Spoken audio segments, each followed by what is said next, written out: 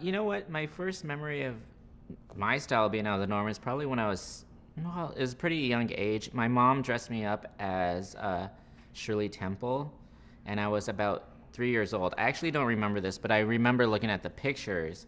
But I was Shirley Temple with the curly wig and the tap shoes, even though I didn't even know how to walk at 3 years old.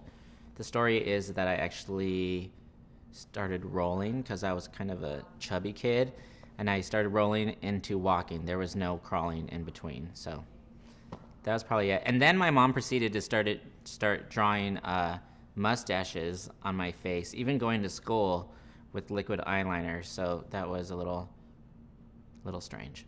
You know what inspires me the most right now is my family and what I know. I grew up in a very religious Catholic family, and I live in the same neighborhood that I grew up in.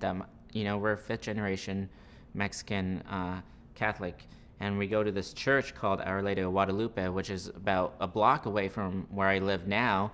And I just look out my door and I'm so inspired by the energy and the love that I've received from my family and the support. I don't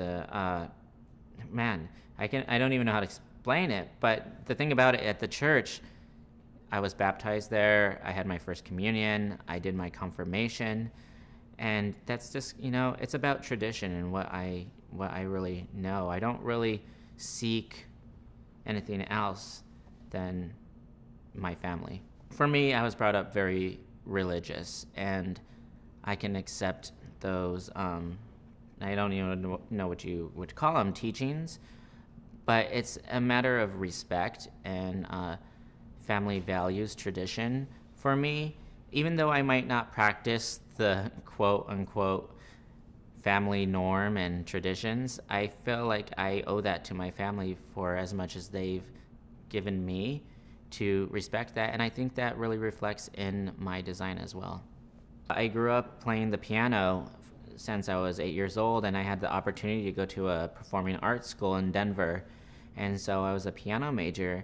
And unlike other high schools, it wasn't really about a popularity contest. It's really about who was the most talented and who really had the drive and who really wanted to go out and really show what they were made of. And, being a piano major, it allowed me to really not showcase what I was wearing or what I was talking about. It was really about what I could accomplish through my music.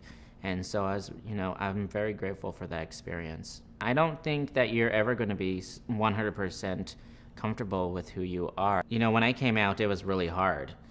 It was actually inspired by one of my best friends. Her name was Stephanie, and she wrote me this letter that I kept on reading over and over during our senior year. And finally, yes, I'm that guy that was in marching band. I was a marching band geek. And by the way, you're not really geeks if you're in marching band, okay? Okay, anyway, so she wrote me this letter, and I kept on reading it all through the year, and I think it was at our last performance, I read it again, and something triggered, and I was like, why do I allow myself to hide from who I am? I trust that my parents will love me no matter what I do or what I choose. So I moved back to Denver, and I was in a really low place. I didn't work for about a year, and then finally I got the opportunity to work in a professional theater as a stitcher, and it was a chance job for me because the boss there saw my portfolio and it was all fashion, and it wasn't anything that I had sewn with my hands, and that's the position I was working for. But she really took a chance on me.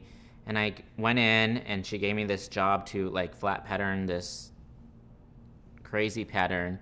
And from just watching my pattern maker in New York, I knew how to do it.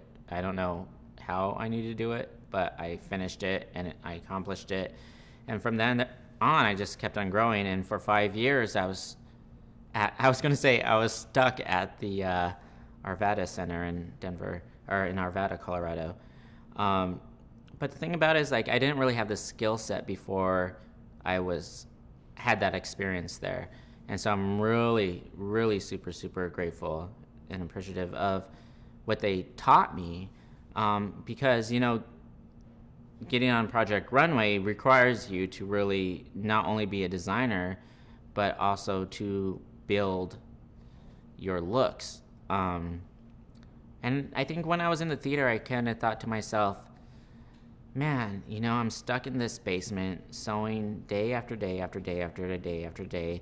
And I would think back to New York and how fabulous my life was and how much I was getting paid, and I was creating fashion, and how I love that energy. I love the competition, all that. And I was like, and the girls in the theater who had been working at the theater for 30 plus years, all of them, would tell me, you should see the show, like, you should be on it. And so I started watching it, I think in like season 5 or something, and I was still like staying there at the theater, and I did a couple of competitions in Denver and win them and whatever.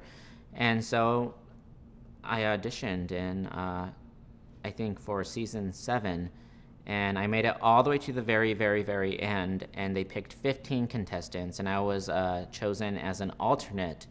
And when I called them, I was like, why was I chosen as an alternate? Of course they couldn't tell me, but they said I was number 16. So I was praying and hoping that somebody would break their neck or something and not be able to go to the show and I'd get in. But, you know, I think, just like I said, I think everything happens for a reason. So I jumped back on the horse and auditioned for season 8, and the rest is kind of, I guess, history, right?